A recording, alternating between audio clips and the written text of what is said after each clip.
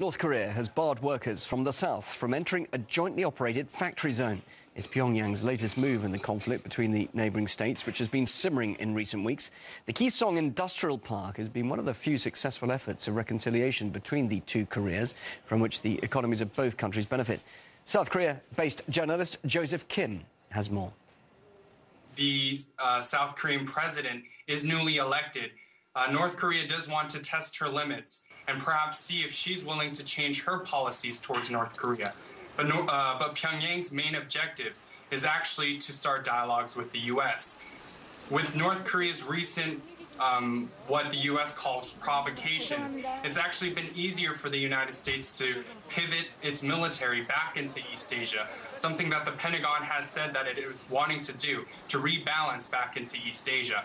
So because of this, we've seen a larger increased presence of military expansion by the U.S. into East Asia during these annual drills, something that we haven't seen before. We are seeing a lot of money spent despite the $85 billion budget cut that the U.S. is currently going through. These threats from North Korea, or what people say are perceived threats, have actually become common and mundane to many people in South Korea.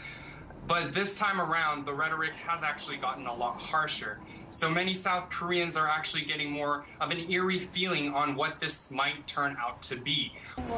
I don't feel a direct threat, but I'm getting a little anxious and scared. Even the South Korean government is taking a coercive stance, so it feels like it is getting closer. When the US is more forceful, it has a less positive effect. From the perspective of a South Korean citizen, I feel anxious and it doesn't feel like protection. First of all, it's not the first time North Korea has issued threats, so to us, we don't feel the threats. We don't perceive them to be dangerous. But it seems there are a lot of things happening inside Kim Jong-un's regime. It seems that the US is doing those things to make correct evaluation on Kim Jong-un so that the nuclear problem doesn't see its end, and putting stress with South Korea with the joint military drills. But I don't think it is really helping in terms of inter-Korean peace. Well, let's just recap the events that have been developing on the Korean peninsula of late. Pyongyang announced plans to revive a nuclear reactor that's been shut down for 6 years. It previously said all of its missile systems have been mobilized and are on high alert. The North also declared itself to be in a state of war with its southern neighbour. Now, Washington, meanwhile, has been taking more solid steps by upping its military presence in the area. Its Navy sent a second guided missile destroyer to the Korean peninsula on Monday. That's after the US stealth warplanes arrived in the region, following the deployment of a nuclear-capable B-52 long-range bomber.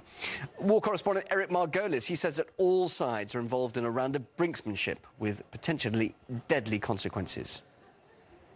As part of this war of words being waged by Kim Jong-un and the South Koreans and the Americans, he can't have business as usual and make his threats sound very credible. So obviously he had to close down this joint venture. Personally, I think it will be temporary. In my view, the nuclear issue is not the primary danger here. The fact is, with all this rhetoric and threats and hot air going back and forth, the chance of an inadvertent clash in the air, at sea, or along the demilitarized zone is increasingly seen as a dangerous way that may start a war. The U.S. has been challenging the North Korean regime. Remember, the U.S. has been waging economic war against North Korea, as it has against Iraq and Cuba, for example, and Iran.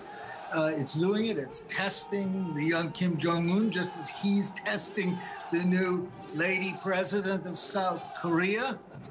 So there's a lot of bluster and swagger. I call it the game of chicken on the Korean peninsula, and each side is trying to test the mettle of the other.